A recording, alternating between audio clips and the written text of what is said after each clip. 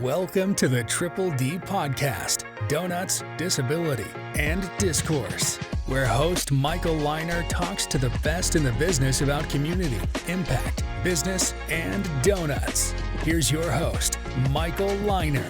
Welcome to another edition of the Triple D Podcast, Donuts, Disability, and Discourse. I am so honored in March to have a great guest today from the Epilepsy Association, an organization which is near and dear to my heart, Nikki Johnson. Thank you so much. Introduce yourself. Tell us what you do with the Epilepsy Association. So for the Epilepsy Association, I do, my official position is our manager of marketing and development. So I run all of the events, make sure that the social media is going, any type of marketing stuff I'm in charge of. And then along with that, I am also making sure that the stories of our clients and the people that we help with epilepsy are showcased, and we're spreading as much epilepsy awareness as we can.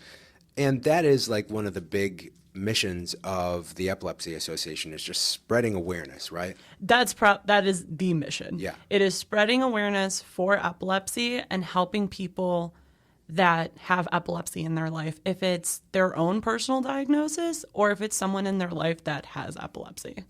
Now, I want to back up a little bit and ask, so how did you get to this role? Do you have a story that ties you? You're smiling. I don't. I applied for a job. I applied for a job and I got it. But, I started at the Epilepsy Association as an intern, became a development associate, and then became manager. And when I first started as an intern, I started telling people, I was like, I'm interning at this epilepsy place. And in my eyes, I didn't know a single person that had epilepsy. Yeah. And then every single person I talked to was like, oh, I have epilepsy, or like, my sister has epilepsy. And I grew to understand how much people try and hide this disease. And it became something that people felt so comfortable that they could just talk to me about. So I had a connection without even realizing I had a connection. Yeah. And, one thing that we were talking about off camera beforehand is how, I myself had epilepsy as a child. A lot of people don't know that you can grow out of epilepsy. I'm one of the people who is fortunate to, just as my brain grew, and obviously now it's like protruding out of my skull. I'm so smart. But, I was fortunate to be able to grow out of epilepsy, but it's just, it's an impairment that it's not talked about much. And why do you think that is?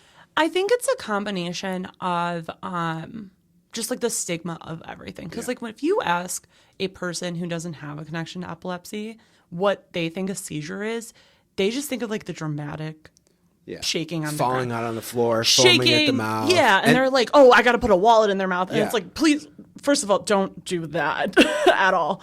But I think the biggest thing is just like everyone is just so scared of it. And it's not something that should be as scary as people make it out to be. Because we have plenty of people that use our services that their seizures, or they just kind of blank out, that they just stare off into the distance, and that's what their seizure is. Right. And they just look like they zone out, like someone would during like science class in 5th grade. Yeah. But, yeah. I don't get an opportunity to talk about this too often. I mean, I suppose years ago, if you go back into videos we shot 10 years ago or different things, I probably was talking about it more then. But I just think back to when I was a child.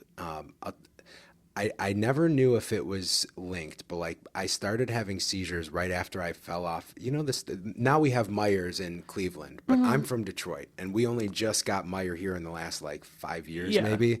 So I used to talk about Meyer here, and nobody knew what I was talking about. But that was where we went. That's to like shop if you talk about Wegmans. It's like Walmart. Yeah. Same thing. Nobody knows. And I don't. There's probably no way that they can have these in a store anymore, but they would have a penny horse. Do you remember the penny horse? Oh, yeah. I'm fighting my little brother, I'm 5 years old at the time, maybe 6 years old. And we're fighting to see who can go on the penny horse first, where you put a penny in and you ride it for probably 20 seconds until it wants another penny. But we had the genius idea where I would go on the back of the penny horse and he would go on the front so we could share it. And I fell off the back. And within a few months of that, I had my first seizure.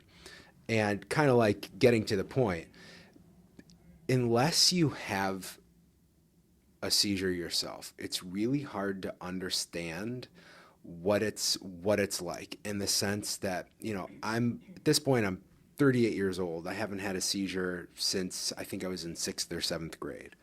But that helplessness that you feel while you're having it, a lot of people report that they're just totally unconscious. They don't remember anything. But I remember what it was like. And mine would always happen in that period of time, that like short window between when you're asleep and when you're awake.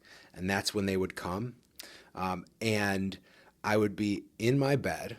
I'm a kid. I'm trying to alert my parents as to what's going on, but I'm muted by it. I can't communicate. But like, I know something's wrong. I'm not having like full out convulsive seizures, but my body doesn't have control.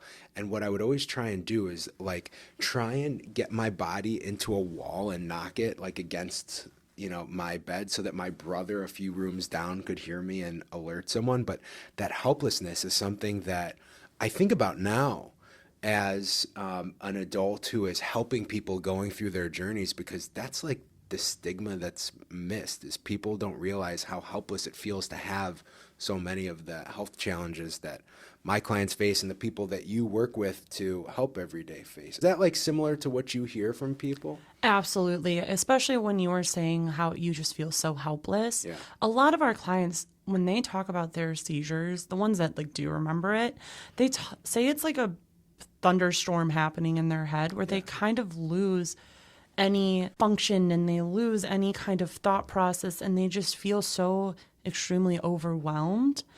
And then sometimes that fog doesn't completely go away. Like, I feel like sometimes people are like, oh, when the shaking stops, that's when the seizure's over. But there is this period of time where people who have epilepsy and have seizure disorders, they're in that fog for a little bit afterwards. And people are trying to communicate with them, and then it gets into the whole kind of like when people have them in public and people are trying to communicate after seeing a seizure, and then an ambulance gets called when an ambulance doesn't necessarily always need to be called when seizures happen. A lot of our clients face that. And then I think something very similar between our clients and the people you work with is just that constant feeling of helplessness.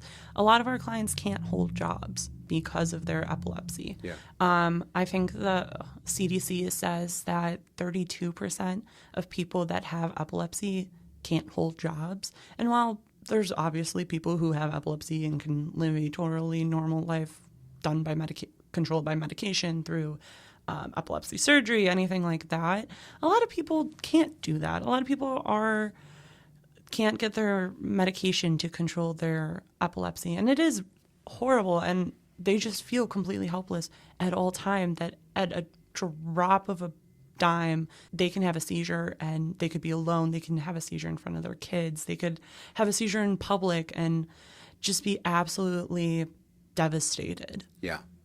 And I love where this conversation is going. Thank you for taking us there. Because, the reality that I face as a disability attorney is that, unfortunately, the Social Security Administration just does not understand what the journey of somebody who has epilepsy is, right? So often when somebody has epilepsy or, a seizure disorder, because a lot of times people have like PNES, which for those who might not know are seizures that are not based on, it's not epilepsy, it's psychological conditions oftentimes that can trigger a seizure for somebody. But they assume that, oh, you have a seizure disorder? Well, just no ladders, ropes, and scaffolds. Stay away from those things. Don't work around, hazardous machinery or endanger. They're not going to say somebody with an active seizure disorder can go and work at a construction site, but why can't you work in an office? And it's that like postictal phase that you were describing earlier, like what happens after somebody has a seizure. And even just like if you have a seizure disorder that can't easily be controlled, just the effect of seizure after seizure after seizure after seizure on the brain for years takes such a cognitive toll on people that even like basic communication skills are hard. People are, and everybody has a different course, but people become forgetful, memory lapses, their concentration waxes and wanes at best. And it's so misunderstood. The other problem, and I'd love to hear what you think about this, is the documentation. Because for somebody who has a seizure disorder, like you said, you don't need to call an ambulance every time. So the requirements are to receive Social Security disability, that somebody has an average of at least, if you have, the grand mal seizures, you have to have at least one a month for an average of one a month for 3 consecutive months despite adherence to prescribed treatment. But the documentation is hard because if you're somebody who's had seizures before, you're not going to run and go to the emergency room or call an ambulance when you have it. So the documentation is lacking, and it just creates this problem where judges are like, show me where this person had a seizure. Or by the time they get to a hospital, even if they have to go, they're in the postictal period. They're not still having an active seizure, so there's not a great seizure description in the record. There's just like so many unnecessary barriers. And I guess what I want to know is, does the Epilepsy Association do any lobbying to try and change laws based on the inequities, based on the lack of reality of understanding of what it's really like to be a patient with this health dilemma? We don't do any lobbying specifically, but I would say we do lobbying for our clients directly to the Social Security offices. The amount of times our case managers, I've just heard them sitting on the phone, waiting to talk to anyone, just trying to get information on how they can help their clients. We do our staff meeting once a month, and in those staff meetings, our case managers are sharing direct contacts for Social Security, for disability, for any type of program that they will need. They are helping each other so that we can help our clients better. And it's like, okay, this specific person in this office said that if we come right to her desk, she can give us this sheet of paper. And it's so devastating to hear these stories because these are just people that just want to live a normal life, but all of these barriers that are set up are making it impossible to do. Yeah, it is just devastating. One of the things that we didn't really talk about, we talked part of the awareness, but you mentioned case managers at the Epilepsy Association. I could talk about how much I love them. Till the day I die, I love these two. Tell me what they do. So we have multiple different programs for the Epilepsy Association that our case managers work with clients. So our biggest one is our mental health case management. One of the very, very common connections with epilepsy is a mental health disorder. So this program that we have is specially created to help people through whatever type of life they're trying to achieve. So they come to our program and they say, hey, I have some type of mental illness. It can be anything from anxiety all the way up to schizophrenia. Any type of mental disorder along with epilepsy. And they will meet with our case managers and they determine their own schedule and things like that. And our case managers help them with every step to make their life better and show them how that they can make their life better. If it's something as simple as I'm trying to apply for a job, how do I go through a job application? How do I tell my job that I have epilepsy? One of our clients had a seizure while working. He was stocking shelves and his boss freaked out and had no idea what to do. So with our case manager, our client was able to give a little mini presentation on how things went. But then, it's something as simple. I hate saying simple and easy, but then the next step is one of our clients can call and be like, I just got kicked out of my house. I have nowhere to live. I don't know where any homeless shelter is. And our case manager is ready to go help them and create a plan and advocate for them when they don't know how to advocate for themselves. And then also take them to appointments, for doctor appointments. And they don't know how to advocate for themselves there. They know something's wrong, but they can't verbalize it fully. And our case managers, luckily enough, have the language to be able to connect with these doctors and help them with things like that. Yeah. So it's just such a needed resource in the community that so many people don't even realize is out there. no idea. No idea. And I mean, when you think about epilepsy, you think of like that one person and how traumatic it is for them. And it's awful. But then you got to think about the people around them, they're caregivers, that are parents, that are siblings, that are significant others. And sometimes it's even children. The amount of stories I've heard from our clients about like their kids are the ones that are watching them have seizures, and that watching your mom at like 7 years old have a seizure is horribly traumatic.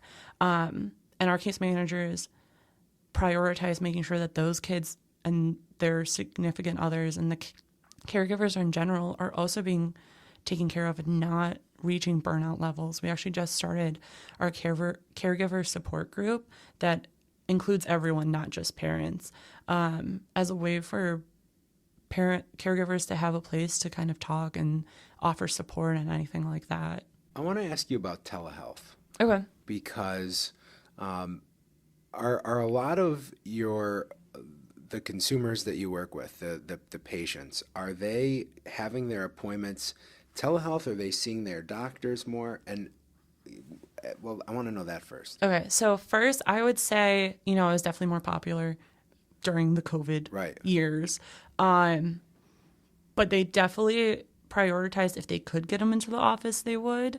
And when it was virtual, our case managers ensured that they were present because, one, a lot of our clients don't have access to things that could perform telehealth. They don't have smartphones. They don't have computers. They don't have access to easy things like that. One of the things during COVID that we got grants for was to purchase tablets that our clients get to use so that they could do these telehealth calls. Yeah. Not as popular anymore. They definitely go into the office more. Right. And I guess that kind of answers now people are really preferring to go in person. I'm just curious. I always think about the documentation again. And when people are interacting with their doctor over a video screen, what that does to change the appointment and how in-depth an exam might be. In our experience, I believe a lot of the clients just want it over. So then doctors miss important tells or conversations that could be having in person. And then back to the documentation thing, if they're trying to keep a personal record, a lot of our clients don't realize that they're having a seizure. And then in that post-seizure haze, they're not going to remember to write it down. And then it's just this ongoing thing of how documentation of seizures is so hard. There's a lot of great national organizations like the Danny Didd Foundation that offers grants for people with epilepsy to get seizure devices that kind of help track it, track seizure activity, but that doesn't always catch all of them. Yeah. And those detection devices are way more used for at night seizures during sleeping. What do you recommend that people do to be able to track their seizures? Because it's just, especially when you know that so many of the clients who you work with are going to need to apply for disability benefits or preserve their benefits if they're already receiving them. Mm-hmm. What do you do to help them track their apps, or what do you recommend? So there are apps, there are devices, and like I said, Danny does offer grants to help people get those, and they will help get them for any type of person. And really, it's our case managers that kind of create plans, and it all depends on the person. Yeah. It depends on the type of seizures. I cannot recommend enough. We have a seminar on seizure devices on our YouTube channel that happened last year, and one of the doctor who did the seminar did outstanding research and ranked things based on amount of money, the cost effectiveness of it, if it was FDA approved or not, because then that's a whole nother thing. I feel like the FDA does not realize how many epilepsy things are needed. But it just has outstanding facts and figures, and it's on our YouTube page, and our seminars are free for everyone to sign up, and they're all virtual. Awesome. But they are on our YouTube page and live there forever. Tell me about Purple Day, March 26th. I would love to tell you. I love Purple Day. So Purple Day was created by a young girl named Cassidy. She had epilepsy, and she felt really alone when she got that diagnosis. Yeah. And so she decided that she wanted to figure out a way, how can she spread awareness for epilepsy? So she created Purple Day as like a way for her and her friends to kind of spread awareness. And then it grew into this giant global day of epilepsy awareness, and a bunch of different countries recognize it. And the way that EA celebrates it is through intense awareness. Yes, we do awareness throughout the entire year, but we are promoting our past seminars. We are promoting stickers that we have that everyone should wear, where it says Epilepsy Warrior, or I know someone that has epilepsy. And all of these things that we are doing are free. We're not asking for any money. We are telling people to wear purple. We are telling people to be a part of our Purple Wave this year. Really, it's just a great way to promote awareness for a disease that goes unrecognized. And I think my favorite memory about Purple Day is, or like a purple themed thing, is at our winter walk last year. We always give special t-shirts, purple t-shirts, to people that have epilepsy, and everyone else gets a different color so that we know who people with epilepsy are and people kind of feel more connected. This little girl, who is probably like 6 or 7, went up to her mom and goes, I feel so less alone. It's so good to see other epilepsy warriors. And it just felt amazing that that little girl, who probably hates that she has epilepsy and probably feels so secluded at school, just feels so connected at our event. So that is such a cool story. Yeah. That is such a cool story. So if I want to learn more about epilepsy, about Purple Day, where do I go? How do I find out more? So go to our website, epilepsyinfo.org. We have a special tab about Purple Day that will connect you to the way you can get epilepsy stickers, the way you can get we have an epilepsy family starter pack, which has a bunch of purple gear. So it's got purple beads, purple beanies, anything to help you spread this purple wave. And then also links to our seminars and everything like that. So that's awesome. Nikki, I'm so glad you're here, but you know, we've got these delicious looking donuts. I saw Jack Frost and I was so excited. Well, thank you. You can introduce our sponsor, Jack Frost Donuts. Thank you for sending me a half dozen every week, helping with my belt line significantly. This is the donuts is one of the triple Ds. So what donut did you pick to try with me here? It looks like a chocolate glazed donut with custard in it. Tell me why out of this entire box of donuts that we were sent, you chose to go with that. Are you a custard fan? I'm actually a chocolate fan. A chocolate fan? I am a chocolate fan. Okay. Well, and you've had Jack Frost donuts before. I have, yep. So you know that you're in for a treat. Oh, absolutely. Now, I, as opposed to you, stayed on brand, and I chose the donut. It might be a little colorful for you, but if you notice, we do have some purple sprinkles on this donut. I'm not sure what the flavor of this glaze is, but I would love to taste these donuts together. Cheers. And get your impression on that chocolate custard deliciousness. It's as good as I expected it to be. It's delicious. I gotta lie, I haven't had a donut like this since I was a little kid with like strawberry frosting, I think it is. Mm-hmm. I'm smiling a lot right now. This is good. It looks like the Simpsons donut. Yeah. I took my daughter to Universal Studios in Los Angeles last month or the month before, and they literally have the Simpsons donut shop. Oh my gosh. So, of course, she wanted a chocolate donut, but most people were ordering like donuts that were this big that looked exactly like this. quite an experience if you're ever in Well, you can get that here at Southern Jack California. Frost. That's go. right. You don't need to travel all the way there. Well, thank you so much for joining me. I'm so grateful that we got to have this conversation and continue to raise awareness about epilepsy. And we here at Liner Legal are excited to support Purple Day. Yeah. Thank you so much. Yeah. Thanks for listening to the Triple D Podcast, Donuts, Disability, and Discourse. Rate, subscribe, and tune in next week for more discourse and donuts.